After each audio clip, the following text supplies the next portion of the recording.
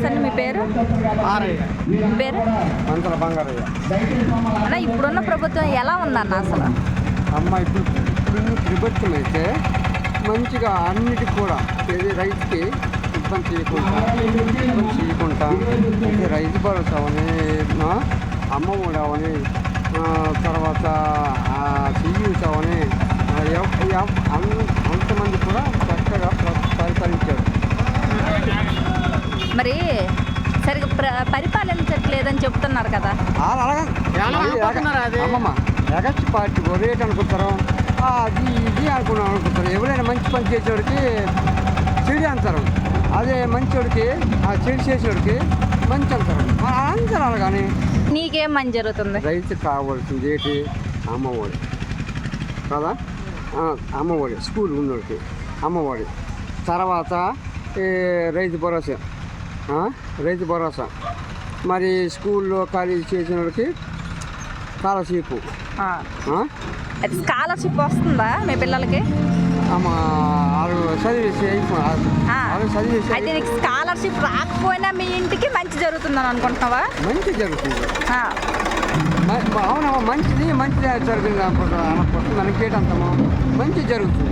అయితే ఇంతకంటే మంచి చేస్తామని చెప్తున్నాడు కదా చంద్రబాబు నాయుడు. అదంతా ఒకప్పుడు ఇంటికి ఒక ఉద్యోగం, ఇంటికి టీవీ అనేవారు. ఆ టీవీ లేదు, ఇంటికి ఒక ఉద్యోగం లేదు, అవేమీ లేదు. పొల్లు అవంతా పొల్లు మాట. మంచిది చేసినోడికి ఎవరైనా పొగడ్డం, చెడు చేసిన మాత్రము వేరేగా పొగుడుతారు అంతే. మరి పవన్ కళ్యాణ్ కూడా ఉన్నాడు కదా ఈసారి చంద్రబాబు నాయుడుతోనే. వాళ్ళు దొంగ ఇప్పుడు ఈ కొట్టడ వీడికి ఎదిరించలేక భయపడి అంతే అలా నలుగురు అంతే ఏది పేర్చి మనం మాట్లాడాలి. మన నలుగురు వచ్చిన మన వీడికి వాళ్ళకి ధైర్యం లేదు, దానికి ధైర్యం ఉంది. అయితే సింగిల్ గా రావట్లేదు కదా, నలుగురు వస్తున్నారు. మరి గెలుస్తాడా? నలుగురు వచ్చినా వాళ్ళు గెలుస్తారంటావా? నలుగురు మళ్ళీ జగన్ సీఎం. జగన్ ఎందుకు సీఎం అవుతాడు? మరి వాళ్ళు పథకాలు అన్ని చేస్తున్నాడు. వాళ్ళు అష్టమేట్ ఉంది ప్రజలకి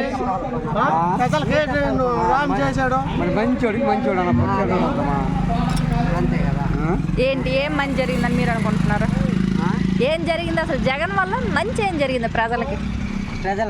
అది ప్రజలకు మంచి జగన్ వల్ల మరి ఏంటి ప్రాబ్లం కాదు. జగన్ రావాలనుకుంటున్నాం. ఎందుకంటే అంతే సంక్షేమ పథకాలన్నీ పెడుతున్నాడు బాగానే. ఇప్పుడు అనుకోకూడదు, కానీ ఇప్పుడు చంద్రబాబు పరిపాలన అప్పుడు ఎలాగుండేదంటే, ఇప్పుడు రెండోది ఇల్లు లేనివాడికి ఇల్లు కూడా లేదు. ఇల్లు వచ్చినా సరే రాజకీయ నాయకులు సందరు మంది అనుకూలమైన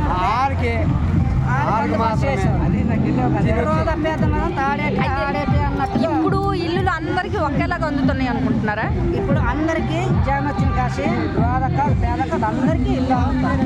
రెండోది కొంపలు కట్టుకొని కూడా కొంపలను కూడా పొందుతున్నారు ప్రజలు. రెండోది ఏమో రైతు భరోసా అనగా అమ్మఒడి అనగా ఇలాంటి వల్ల చాలా మంది రికమెండేషన్ ద్వారా అవి అందుబాటు అందివి. దాంట్లో సంగోరి తినేస్తారు. అప్పుడు ఆ టైంలో చంద్రబాబు పరిపాలన టైంలో ఇప్పుడు వీళ్ళని తీసుకోవడమే, డబ్బులు పడ్డాయి చూసుకుని బ్యాంక్కి వెళ్ళి డబ్బులు తీసుకుంటున్నారు. ఇప్పుడు ఎందుకనే అంత మన జగనన్న మళ్ళీ రావాలని మేము కూడా మనసారి కోరుకుంటున్నాం. అవును, మరి చంద్రబాబు నాయుడు వస్తే అన్నీ చేస్తాం, జగన్ కంటే ఎక్కువ చేస్తాం, మాకు ఓటు వేయండి అని అడుగుతున్నారు కదా. మరి 14 సంవత్సరాలు సీఎంగా చేశాడు కదా, అతని మీద కొంచెం కూడా నమ్మకం లేకపోవడానికి కారణం ఒకటి చెప్పండి. చేయలేదు. చంద్రబాబు ఏడు చేశాడు, చెప్పాడు, 4 పథకాలు చెప్పాడు, చెప్పాడు. ఇప్పుడు జగన్ ఇచ్చిన వేటి ఇప్పుడు చెయ్యూత డబ్బులు వస్తున్నాయి. ఇప్పుడు పెన్షన్లు అంతా ఇంటింటికి వెళ్ళి గుమ్మకి వెళ్ళి ఇస్తున్నారు. మొన్న ఒక్క నెల కాపేసరికి అందరూ 31 మంది చచ్చిపోండ్రు. సజ్జల రామకృష్ణ అతను చేసా ఎందుకని అతను దీని మీద ఎందుకని జగన్ మీద పడిపోద్ది అనుకుని కూడా అలా ఆలోచించుకుని వాళ్ళ మీదే మళ్ళీ రిచ్ ఇవ్వద్దు, వాలంటీర్లు ఇవ్వద్దు అని చెప్పారు కదా. ఎలా అసలు అది ఎంత ప్రభావం చూపించింది ప్రజల మీద, మీ మీద? ప్రజల మీద అంతే. వాళ్ళందరూ ఇంటింటికి వెళ్ళి వీళ్ళు మాట్లాడి ఓట్లు మార్పించేస్తారని చంద్రబాబు వాళ్ళందరికీ సపరించారమ్మ. మరేం లేదు. ఇంటికి లేదు చెప్తారు వాళ్ళు, అలా గుంట్లో లేదు చెప్తారు.